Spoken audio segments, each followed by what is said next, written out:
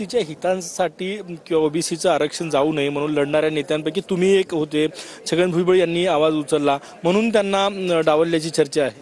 नाही, तेच सांगतोय मी की त्यावेळेस ती गरज ओळखून समस्त ओबीसी लोकांचं नेतृत्व छगन भुजबळ साहेब करत होते आणि त्याचा निवडणुकीमध्ये फायदा झाल्याचा भाजप सुद्धा म्हणते आणि सगळेच म्हणतात सत्तेतील मंडळी. ते दोन फाळ ओबीसींना पूर्णतः संरक्षण आणि ओबीसीच्या हक्काच्यासाठी ओबीसीचा वाटा कोणी घेऊ नये यासाठी लढणारे छगन भुजबळ साहेब होते.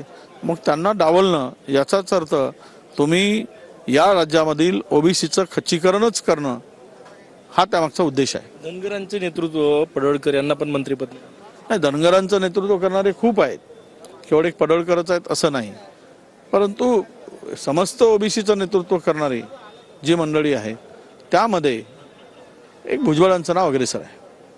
म्हणून त्यांना मंत्रिमंडळातून डावलणं म्हणजेच ओबीसीवर अन्याय आहे, ओबीसीवर अन्याय करणं आहे, ओबीसीच्या नेतृत्वाचं खच्चीकरण करणं आहे असं माझं स्पष्ट मत आहे. कॅमेरामॅन सचिन साहेबांसह गजानन माटे, TV9 मराठी, नागपूर.